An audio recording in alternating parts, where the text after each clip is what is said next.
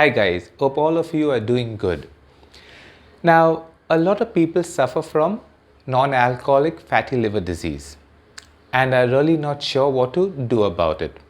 So in this video, we're going to look at research which highlights the primary causes and specific solutions on what we can do to reverse it.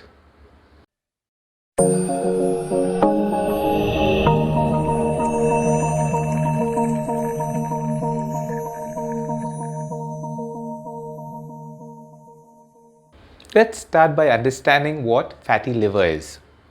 Now, you are said to have fatty liver if 5 to 10% of your liver is made up of fats. And symptoms you can look out for are excessive tiredness, weakness, pain in the upper right side of your abdomen, and of course, if you have lots of fat around your belly, you might want to get yourself checked. Now, checking for a fatty liver would include doing a couple of blood tests which will check your ALT and GGT levels. You could also do an ultrasound, and in some cases you may require to do a liver biopsy. Now, we need to treat this disease seriously because it could lead to liver cirrhosis if not treated on time. And apart from damaging your liver, it also increases the risk of type 2 diabetes, cardiovascular disease, and chronic kidney diseases. So let's look at what causes non-alcoholic fatty liver disease.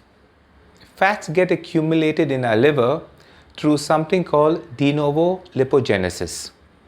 That is a process by which carbohydrates get converted into fat. And we know that most of our diets consist mainly of carbs. Now, some of the carbs the liver uses and stores as glycogen, and the rest which the body can't use is converted and stored as fats.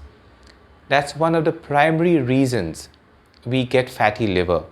It's not just because you're eating lots of fats on a daily basis. A study in Science Direct showed how excess carbohydrates get converted to fat, and it concluded that de novo lipogenesis played a major role not only in non-alcoholic fatty liver disease but also in obesity and metabolic syndromes like high blood pressure, type 2 diabetes, excess body fat, and high cholesterol and triglyceride levels. Another study found that carbohydrates, especially fructose, has been shown to stimulate de novo lipogenesis, and that's because fructose cannot be absorbed in any cell of the body other than the liver. So all the fructose you consume goes directly to the liver, and if you already have fats around your liver, it just adds to it. Now, this diagram I'm going to show you shows how excess fructose stimulates de novo lipogenesis, which increases triglyceride levels, which ultimately leads to accumulation of fat in the liver. This tells us that we don't have to eat a lot of fats to get a fatty liver. It's mainly because of that excess carbohydrate that we consume on a daily basis, which gets converted to fat in the liver. Now, don't you think the logical solution is to reduce carbohydrate consumption? And to give you some perspective, I'm going to refer to the study published by the American Diabetic Association. The objective of the study was to determine the effects of a carbohydrate restricted diet versus a fat restricted diet on the liver. So they took 32 children between the ages of 9 and 17 who had non-alcoholic fatty liver disease. And the results after just 8 weeks showed a significant decrease in liver fat by about 6% in the low carbohydrate group, whereas the group having a low fat diet showed no changes at all. This shows us that we don't have to eat a lot of fats to get fatty liver.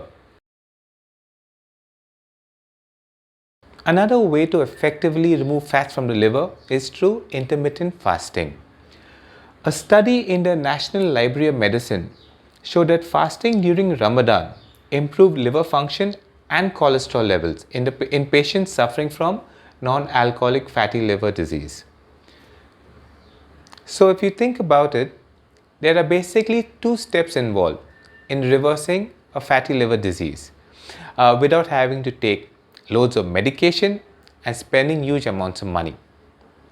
The first step is to cut down on sugars such as glucose and fructose, which comes from carbohydrates.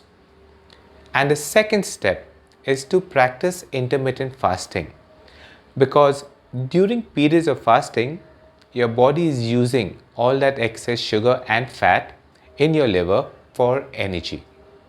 I hope this video helped you to understand what causes fatty liver disease and what steps you could take to reverse it naturally. And if you would like a one-on-one consultation with me, you can call, email, message me, and I would be glad to work with you and help you out.